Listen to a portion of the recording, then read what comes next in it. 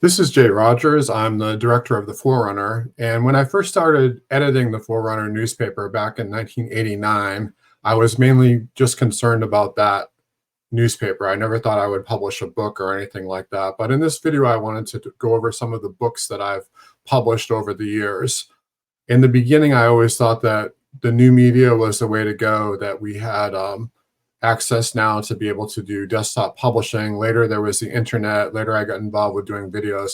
And we were reaching tens of thousands of people per month. We had a publication in the former Soviet Union, as well as a publication that we tried in Latin America, and then an ongoing outreach to Chinese international students with a publication for them. Later, I did videos and so on. But around 1999, I decided that we would publish a book in Russian, and I would author the book, and the book was going to be called Why Creeds and Confessions. Now, I never actually published the book in English until later, but the book is here, and you can see Why Creeds and Confession on my website. This is basically the book, and it's based on a study that I did on the Trinity, because I had encountered some people that were oneness Christians, I guess you call them, oneness Pentecostals. And I was really curious as to whether or not the Trinity was a biblical doctrine. I've been raised Roman Catholic, so I always accepted the Trinity, but I thought, well, does it really have a biblical basis? So I started to do a lot of research on it. And one of the things I did was I picked up this book right here. This is Philip Schaff. This is called Early Christian Fathers, and it's not. This is not by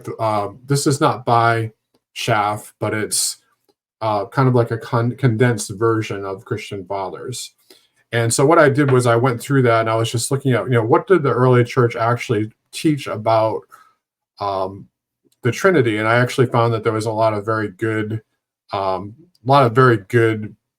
early attribution to the doctrine. I became convinced. Later, I wrote another article called Why Creeds and Confessions that was published in the Chalcedon Report. And we'd done articles in the Forerunner about the authority of Scripture.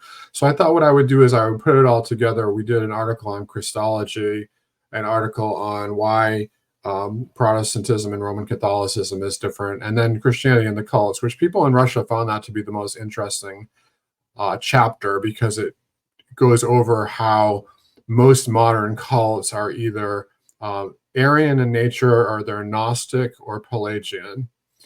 And the afterword is called Protestantism, both Orthodox and Catholic. You can read all of this on my website, which I'll show you in a minute. This is why Creeds and Confessions on Lulu. And I have also all of my books here. Some of them are in, see, Why Creeds and Confessions is down here. Most of my books are in both ebook form and also in, they're also in format of regular book form, excuse me. Okay, so going back to the Google search here, my second book was called 4 Keys to the Millennium. And 4 Keys to the Millennium was a little collaboration between several other people. This ministry in South Africa that I knew of, Michael Meering and his son, I've worked with quite a bit on publications in Cape Town. And this book basically is a 4 views book. It takes the different views of the millennium. Like there's, let's see, kind of jumped ahead here.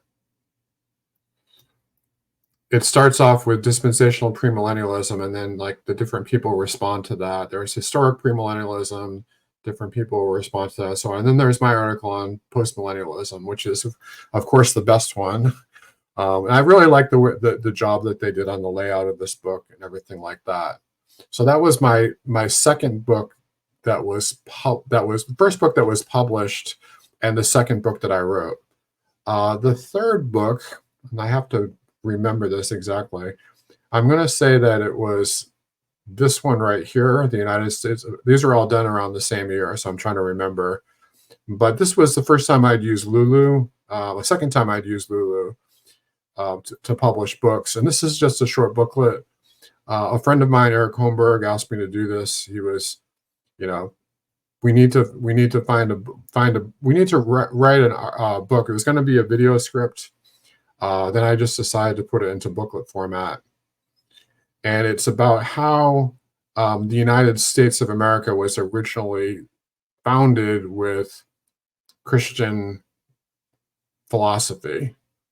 And this is a very short booklet. It's very cheap. It's got some pretty interesting graphics in there. And we talk about, is the Declaration of Independence a secular document? Is it a Christian document? And so on. And we go on and talk about the idea of resistance to civil government. And at the very end of it, we get into how, today what we need is, resistance in the form of what the doctrine of nullification. So there's other people that have written books on this, but this is a good short primer on the idea of the doctrine of nullification through lower magistrates and so on.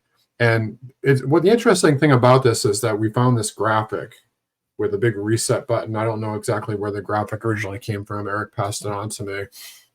And right around the time that George Soros started talking about his own Great Reset, I started selling copies of this book. And I just said, all of a sudden, books, there was an article, I guess, in Time Magazine or Newsweek or something like that. And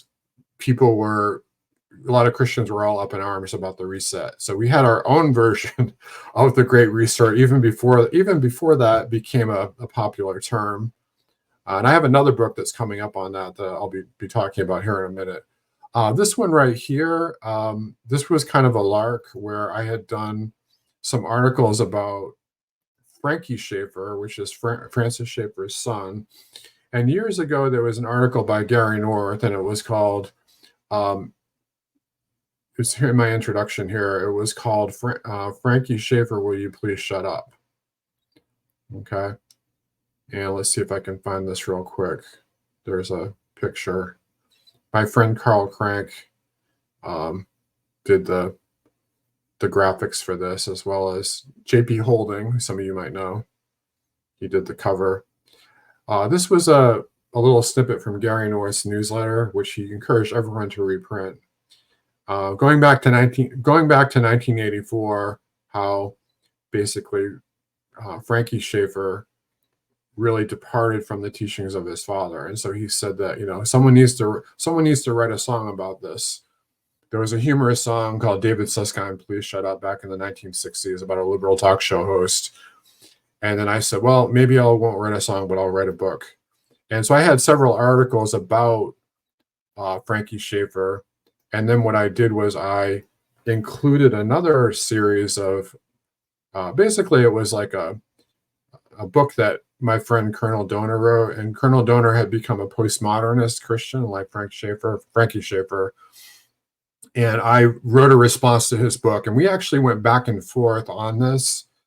And he, we disagreed with each other, but he said, no, you ought to put your response into a book and, get it out there. And I don't know if he promoted it that much, but he actually liked the fact that I did a book that was critiquing his book. So if you don't know what postmodernism is, it's basically the idea that the truth is relative, and Christian postmodernism is a little spin on that. It doesn't. It's a form of liberalism. Is what I would say. Of course, these people would disagree with me, but it's an interesting book. It's kind of funny in places. Okay, my next book after that was called In the Days of These Kings, and I published Why Creeds and Confession in book form in English after that book, so it kind of goes in this order. And I'm not exactly sure. I wrote this book first, then I wrote this book, then I wrote this one, but this one I published later in English because it was only in Russian. We also did a version in Urdu, believe it or not. Urdu is like the language of Pakistan. That's very close to Hindi. So at some point, I'd like to get a lot of this material into Russian, Chinese, the larger language groups of the world. This is called In the Days of These Kings, and there's a little story about this. when I started to sell more of these books, like right around this time, 2015, I had actually gotten a donation from somebody that was really interested in all I said was I was interested in supporting ministries that promote preterism. And there's different forms of preterism. I take kind of like the orthodox preterist approach. There's also hyper preterism, which I won't explain here. I do explain it in my book. But I had a series of articles on Daniel that were the result of a debate that I did with a very well-known theologian called, trying to remember here off the top of my head. Let's see. There was,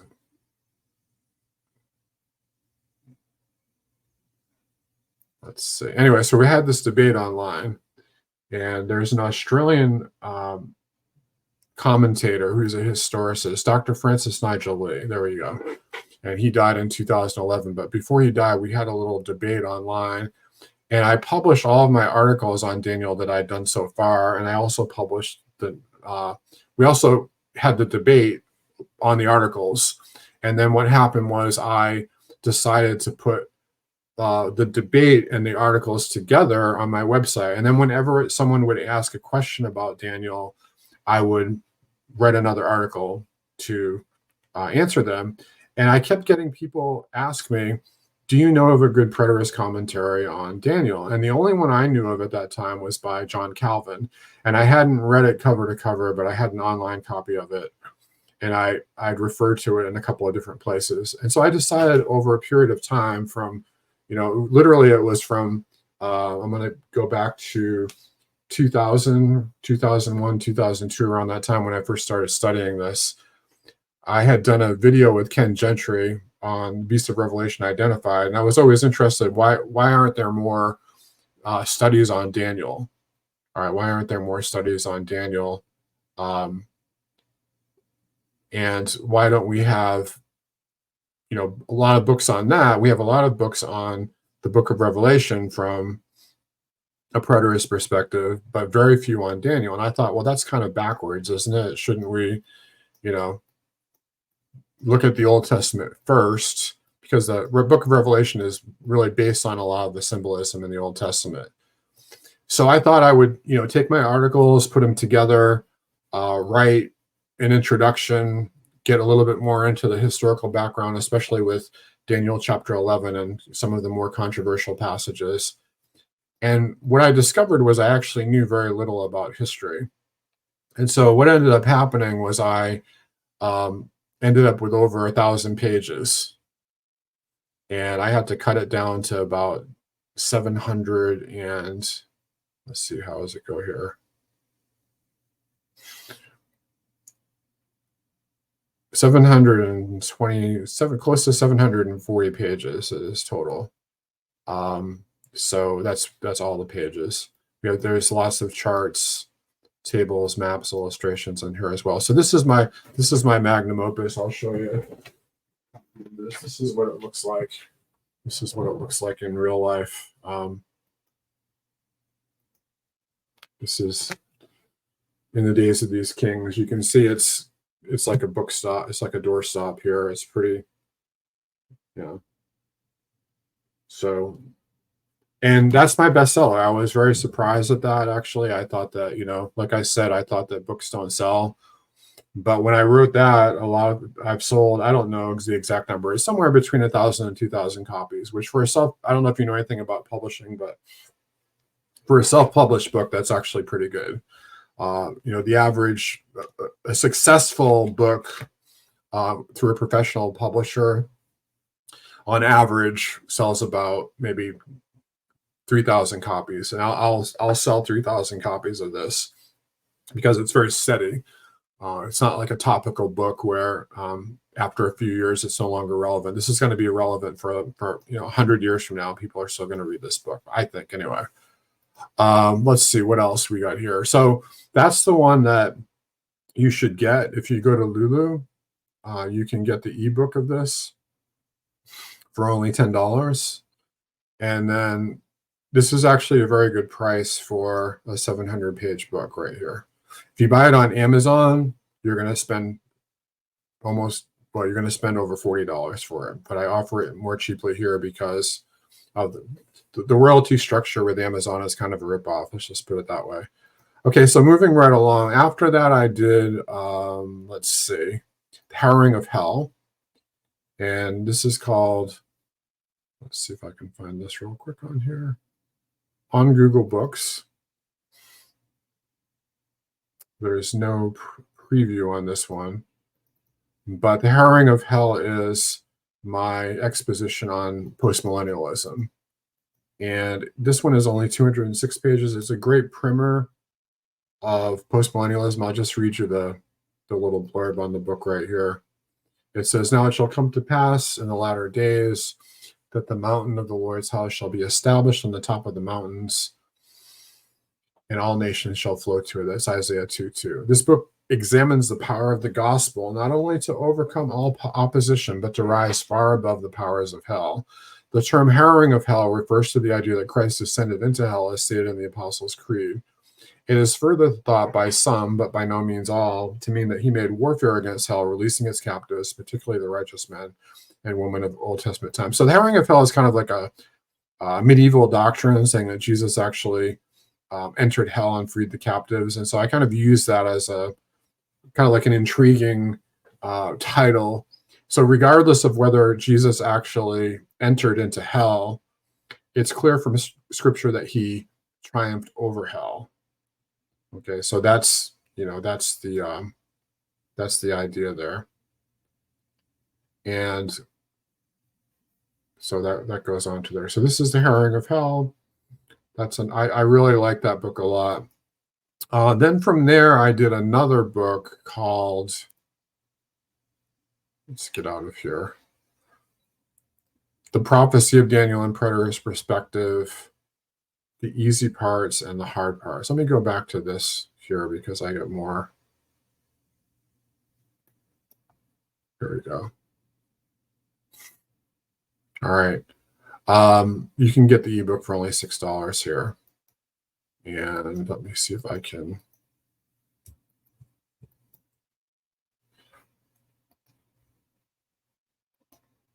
All right. It's kind of a dark cover, but these are two of the chapters of Daniel there. The idea of this book is that I took some of the unanswered questions from the first book that I did, and then I summarized the material. So it's for people that don't want to buy a 700-page book. This one is, I'm trying to look at the exact page number here. See if I can find this.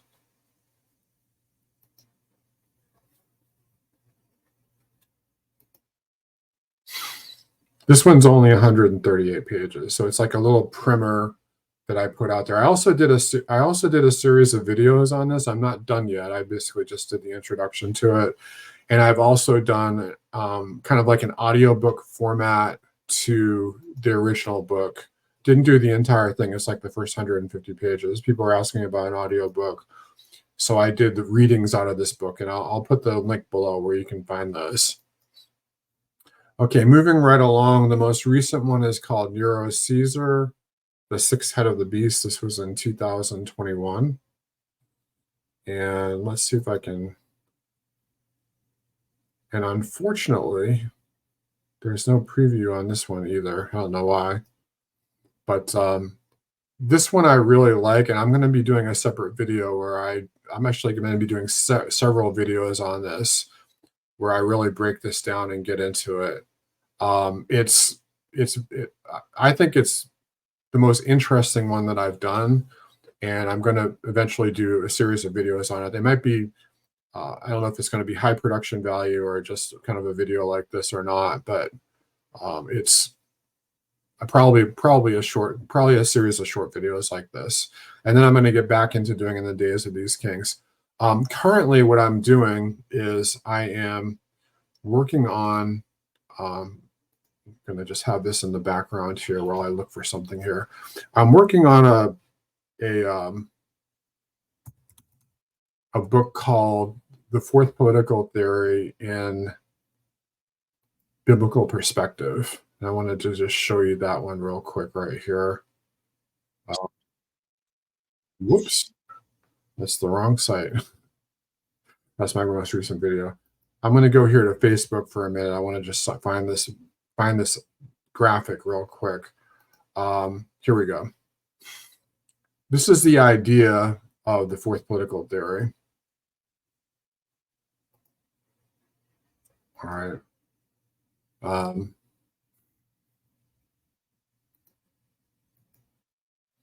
Okay. In the 1700s, there was liberalism. Liberalism is a political theory. It's also a political system. And liberalism emphasized individual rights. That was followed by communism, which opposed liberalism and said that really it's class rights, class struggle and the rights of the working class.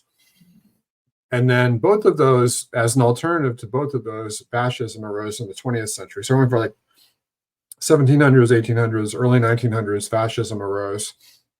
And the political subject there was race or the nation. So it's kind of like a racist theory. This one deals with individual rights and class struggle. And so I always believed that, not liberalism, but the idea of human rights, individual rights was really good. But then over the years, I realized that we'd actually made a religion out of it. And this has replaced the belief in God with the belief in individual rights. Like our rights come from God, but now we kind of believe that they come from the state. So what happened to communism is fascism was defeated by, the liberal nations and the communist nations. And this kind of went into different caricatures like ultranationalism, white supremacy, neo-Nazism, neo-fascism. There's bondage and sadomasochism, which uses Nazi symbolism. There's the Azov militia in Ukraine. There's right sector. There's right-wing populism and so on that has some fascist features to it. And so we don't really have fascism today. What we have is caricatures of fascism, usually like ultranationalism or militia groups and things like that. And then communism died. So fascism was defeated violently. It was murdered by these two political theories. And then communism died of old age. And so today we still have like neo-Marxism, the social justice movement, the cultural Marxist movement. And none of these movements are actually Marxism. It no longer deals with class struggle, but they take aspects of Marxism and try to, so Alexander Dugin calls it a simulacra. It's like a copy of a copy. It's a cheap imitation. The socialism, materialism, liberation theology, there's a certain amount of communist dogma and Black Lives Matters and Antifa. I notice that Antifa is anti-fascism. It's opposed to what they believe is fascism. And they're coming from the opposite. And then we have left-wing populism. So communism does not really exist in the world today. Fascism doesn't exist in the world. And then liberalism has moved into post-structuralism, postmodernism, neoconservatism, neoliberalism, the LGBTQ movement, transgenderism, post-liberalism. And finally, what we're going to end up with is transhumanism and posthumanism. And I put Here There Be Monsters up here. These are like monstrous forms of the idea of individual rights. It gets to the point where the individual has no rights, and we have become this post-human society where we no longer look at personhood and the image of God in people, but just like this monstrous version of it. Jean-Paul Sartre said that we will create a world that is like a prison without walls.